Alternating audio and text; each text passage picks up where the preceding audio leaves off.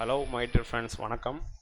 நம்ம last week gold எப்படி analyse பண்ணியிருந்தோமோ அதே மாதிரி தான் மூவ் ஆயிருக்கு. லாஸ்ட் வீக்கே இந்த சார்ட் வந்து நான் வந்து லாஸ்ட் வீக் ப்ரொவைட் பண்ணியிருந்தேன். இந்த சார்ட்டில் எப்படி இருக்குதோ அதே மாதிரி தான் பிரேக் அவுட் கொடுத்துட்டு ஒரு சின்னதாக ஒரு கன்சாலிடேஷன் ஃபார்மில் இருந்துட்டு அதுக்கப்புறம் பிரேக் அவுட் கொடுத்து மேலே வரைக்கும் போயிருக்கு. தென் இங்கே இருந்து மேலே போகுமா, தென் அடுத்து கீழே வந்துட்டு அடுத்து மேலே போகுமா அப்படின்றத கம்மிங் வீக் அனலைசிஸில் பார்ப்போம். ஸோ இது நம்மளோட வீக்லி ரீகேப் இது. ஸோ கோல்டு வந்து இது டே கேண்டிலில் வந்து இருக்குது. இது 4 hour கேண்டிலில் பாருங்கள்.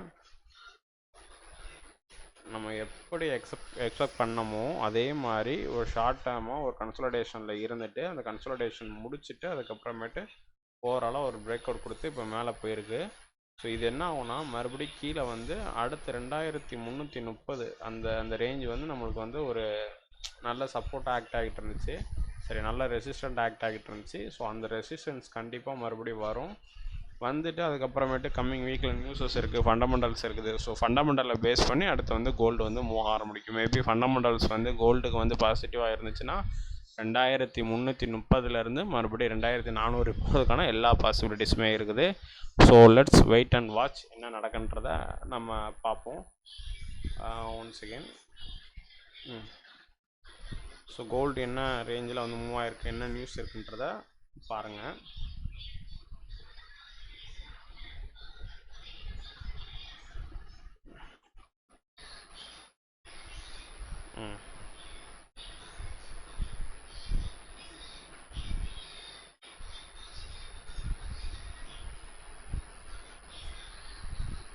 ஓகே, ஃபோக்கஸ் ஆன் நெக்ஸ்ட் வீக்குக்கு வந்து என்னென்னா CPI PPI data due next week. So நம்ம ஏரியாவில் ஃபெஸ்டிவல் டிமாண்ட் இருந்தனால கோல்டு வந்து இன்க்ரீஸ் ஆகிருக்கு அப்படின்ற மாதிரி கொடுத்துருக்குறாங்க. மேபி அது ஒரு ரீசன். பட் ஆனால் பின்னாடி வந்து நெக்ஸ்ட் வீக்கில் வந்து மேக்ஸிமம் தெரிஞ்சிடும் என்ன மாதிரி நடக்க போகுது அப்படின்றது. என்னென்னா ஸோ இந்த இது பார்த்திங்கன்னா lower interest rates generally tend to boost the appeal of bullion since it pays no interest. So இப்போ இன்ட்ரெஸ்ட் ரேட்டை வந்து உடனே கட் பண்ணுறாங்களா, இல்லை இந்த வருஷத்தில் ஒரு 2 கட் இருக்குமா 3 கட் இருக்குமா அப்படின்ற மாதிரி பேசிகிட்டு இருக்கிறாங்க. பட் வந்து ஃபெட் வாட்ச் என்ன சொல்லுது அப்படின்னா செப்டம்பரில் ரேட் கட் இருக்கிறதுக்கான பாசிபிலிட்டிஸ் இருக்குன்ற மாதிரி சொல்லியிருக்கிறாங்க.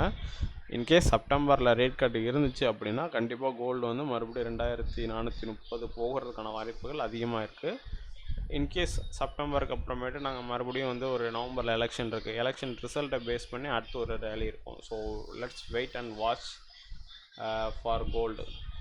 Okay, so coming week analysis என்ன ஆகும்னா இங்கே இப்போ 2378 போயிருக்கு. ஸோ இன்கேஸ் இப்போ நாளைக்கு மார்க்கெட் ஓப்பன் ஆனோடனே ரெட்டில் தான் ஓப்பன் ஆகும். ரெட்டில் ஓப்பன் ஆகிறப்ப ஃபண்டமெண்டல்ஸ் இன்கேஸ் ஜியோபாலிட்டிக்கல் ரிஸ்க் இருந்துச்சுன்னா ரெட்டில் ஓப்பன் ஆகாது. ஜியோபாலிட்டிக்கல் ரிஸ்க் இல்லைன்னா கண்டிப்பாக ரெட்டில் ஓப்பன் ஆகும். ரெட்டில் ஓப்பன் ஆகிறப்ப மறுபடியும் இங்கே கீழே பிரேக் பண்ணி 2330ன்ற ஜோனுக்கு கண்டிப்பாக வரும். அதை சப்போர்ட்டாக எடுக்கவா வேண்டாமான்றதை புதன்கிழமை வியாழக்கிழமை நியூஸை வச்சு அது சப்போர்ட்டாக ஆக்ட் ஆகுமா இல்லை சப்போர்ட் ஆக்ட் ஆகாமல் அப்படியே டேரெக்டாக புல் பேக் எடுத்து மறுபடியும் வந்து 2300 ஜோனுக்கு வருமானதை லெட்ஸ் வெயிட் அண்ட் வாட்ச். இதுதான் இந்த வீக்குக்கான அனலைசிஸ். ஸோ இதை நான் இப்போ எடுத்துடுறேன். ஆல்ரெடி நம்மளுக்கு இது முடிஞ்சிச்சு. ஸோ பிரேக் அவுட் கொடுத்துருச்சு, முடிஞ்சிருச்சு.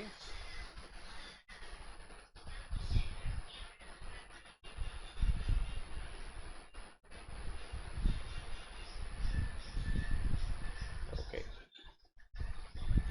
இந்த வாரத்துக்கான பாத்து போடுறேன். இப்போ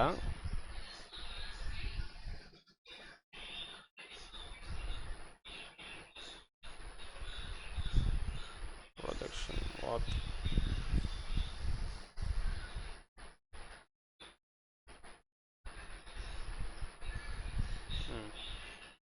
ஓகே, இங்கே இருக்குதா?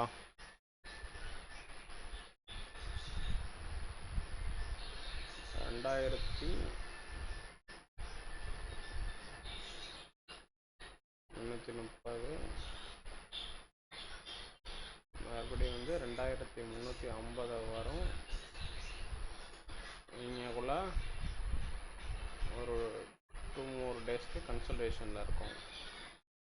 ஸோ இன்கேஸ் இப்படி ஃபார்ம் ஆனிச்சு அப்படின்னா இது டேரெக்டாக எடுத்து இப்படி போயிடும். இன்கேஸ் ஃபார்ம் ஆணுச்சு அப்படின்னா இப்படி போயிடும். ஸோ டபுள் பாட்டமாக இந்த இடத்துல ஃபார்ம் ஆணுச்சுன்னா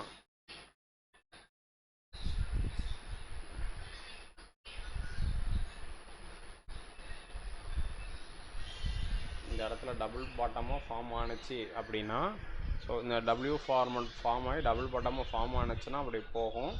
இன்கேஸ் இந்த இடத்த பிரேக் பண்ணிடுச்சு அப்படின்னா டேரெக்டாக எடுத்து 2281 278ன்னு வச்சுக்கோங்களேன், அந்த ஜோனுக்கு வந்துடும். இதை எடுத்து இங்கே வச்சுக்கோங்க. ஃபஸ்ட்டு டார்கெட் நம்மளுக்கு இதான் அடுத்து. ஸோ இந்த இது இனிமேல் ஒர்க் ஆகாது. இது 2-3 டைம்ஸ் டெஸ்ட் பண்ணிடுச்சு. அந்த ஜோனை இந்த ஜோனுக்கான வர்றதுக்கான பாசிபிலிட்டிஸ் அதிகமாக இருக்குது. அதே ஒரு பாத்தாக காமிச்சிட்றேன்.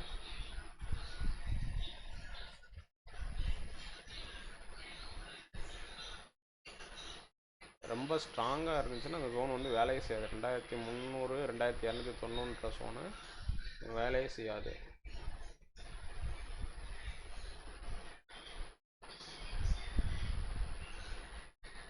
இது நம்மளுக்கு ஆக்சுவலி இது நம்மளுக்கு ஃபைனல் சப்போர்ட்டுங்க. இந்த சப்போர்ட் வேலை செய்யலைன்னா அடுத்த சப்போர்ட் 2060.